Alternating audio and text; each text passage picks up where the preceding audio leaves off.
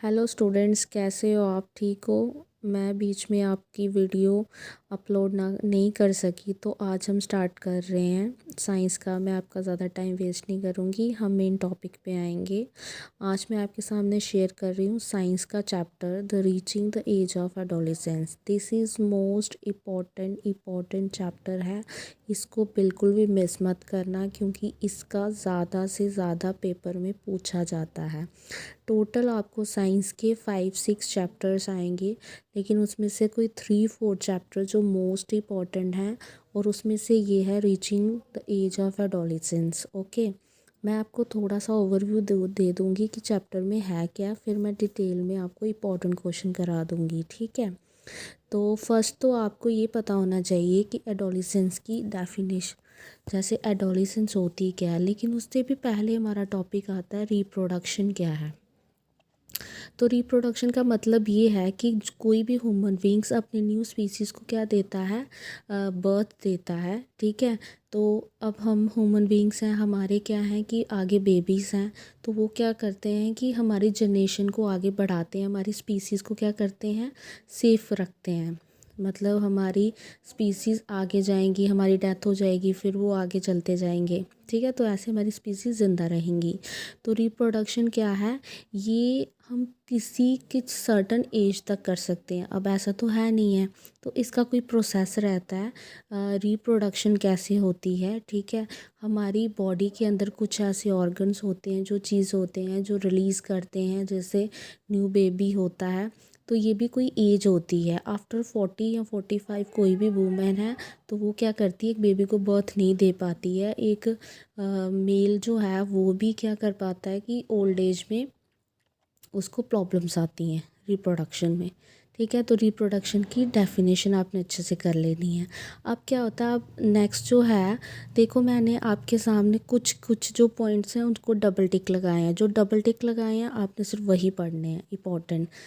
ठीक है, नेक्स्ट देखिए, आपने नेचुरल मतलब देखा होगा, जो तो बच्चे अभी 8th क्लास में हैं उनको तो पता होगा कि आपकी बॉडी में कुछ हद तक चेंजेस आ रही हैं।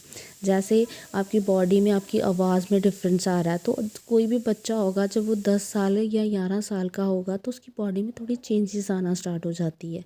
उसकी हाइट बढ़ जाएगी, ये हो जाएगा, वो सारा। ठीक है, तो चेंजेस आपको 10 या 11 साल के बाद सडनली देखने को मिलेंगी। अब ग्रोथ क्या एक नेचुरल प्रोसेस है, आप उसको रोक नहीं सकते। नेचुरली बढ़ेगा तो बढ़ेगा, नहीं बढ़ेगा तो नहीं बढ़ेगा। डबल टिक मैंने लगाई है एडोलेसेंस की डेफिनेशन। एडोलेसेंस क्या होती है, एक ऐसा टाइम पीरियड होता है लाइफ में जिसमें आपको क्या होती है, डिफरेंट चेंजेस देखने को मिलती हैं आपकी बॉडी में। नेक्स्ट है, एडोलेसेंस को हम एक अनदर नेम से जानते हैं, वो है टीनेज। ओके, एडोलेसेंस स्टार्ट होती है 11 से लेकर अप टू 18 या 19। ये एज ज़रूर पूछी जाती है, इसको अच्छे से याद रखना। नेक्स्ट है, मैं मेन पॉइंट बताऊंगी। दूसरा है कि आपको different type of poverty, height, ये आपको चीज़ें देखने को मिलेंगी। उसके बाद आ जाइए एडोलेसेंस आल्सो, इसको क्या बोला जाता है कि पर्सन की वे ऑफ थिंकिंग को भी क्या करता है, चेंज करता है। अब जैसे आप देखते हो कि आप बच्चे तो रहे नहीं, आपको लगता है कि हम बड़े हो रहे हैं, आपकी सोच, थिंकिंग, इमोशन में बहुत चेंज आती है।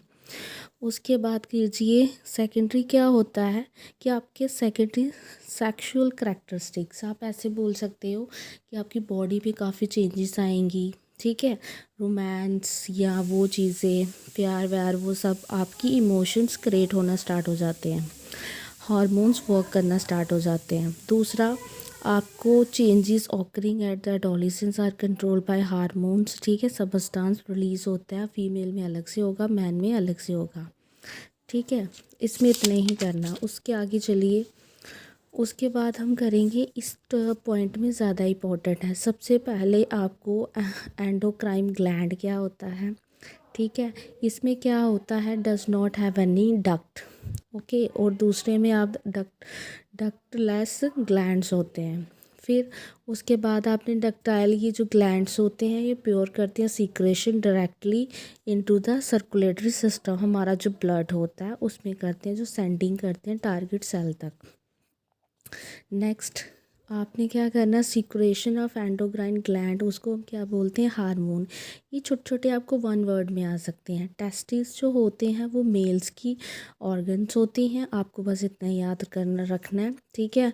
और एंडोग्रेन्स ये सारे मेल के पार्ट हैं। उसके बाद ओवरी जो है वो सीक्रेट करती है। ये आपको पता होना चाहिए कि जो ओवरी ऑर्गन है जो फीमेल में होती है वो क्या सीक्रेट करती है, एस्ट्रोजन करती है, ठीक है। ये आपको नाम याद रखने हैं। जो साइक्लिक चेंज होती है, ठीक है, अकर एवरी 28। अभी इसमें आपने इस सबसे मोस्ट इम्पॉर्टेंट क्वेश्चन है, दैट इज़ मैंसुरेशन। जो मैंसुरेशन साइकिल है ये आता ही मतलब ऑलमोस्ट आता है पेपर में, तो ये करना है। मैंसुरेशन साइकिल वो होता है जो चेंजेस जितनी भी आफ्टर 1 मंथ ये सर्कल चलता रहता है। और इसमें रिप्रोडक्टिव ट्रैक्ट जो होते हैं फीमेल की बॉडी का as a term of as a period, उसको पॉवर्टी एज में ये चीज़ें होना स्टार्ट हो जाती हैं, ठीक है, एडोलिसेंस की एज में। अब 45 टू 50 में वुमेन में जो ये मेंस्ट्रुएशन साइकिल है ये स्टॉप हो जाता है। तो आपको पेपर में ये भी पूछा जाएगा कि पूछ सकते हैं कि कौन सी एज तक उनका मेंस्ट्रुएशन स्टॉप हो जाता है, दैट इज़ 45 टू 50। अब हमें कितने पेयर्स होते हैं, दैट इज़ 23, ओके।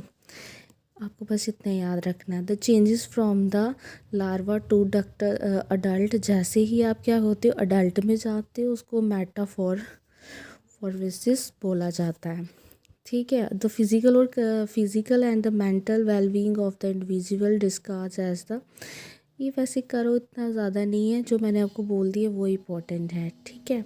अब आपको ज़्यादा क्या देखोगे कि इसमें आपने जो भी डाइट जो भी आपको खाना होता है बड़ा प्रॉपर्ली ध्यान से खाना चाहिए, क्योंकि इसमें बड़ी ज़्यादा चेंजेस और डेवलपमेंट होती हैं। ऐसा भी हो सकता है आपको ख़राब भी लग सकती हैं, ठीक है, तो इससे और ज़्यादा डिसीज़ कुछ भी हो सकता है। नेक्स्ट कीवर्ड्स क्या हैं, एडोलिसेंस, एक ये भी डेफिनेशन आप लिख सकते हो, जो चिल्ड्रन बिटवीन एज होते हैं 10 और 11 से लेकर 18 और 19 ईयर्स तक, उनको एडोलिसेंट बोला जाता है। This period of age is called adolescence. तो आज के लिए बस इतना ही है, तो मैंने आपको चैप्टर का ओवरव्यू दे दी है, ओके। Thanks a lot. अगर आपको मेरी वीडियो अच्छी लगी है तो प्लीज़ उसको लाइक कीजिए, अगर किसी बच्चे की हेल्प हो सकती है तो उसको भी शेयर कीजिए, ओके, थैंक यू।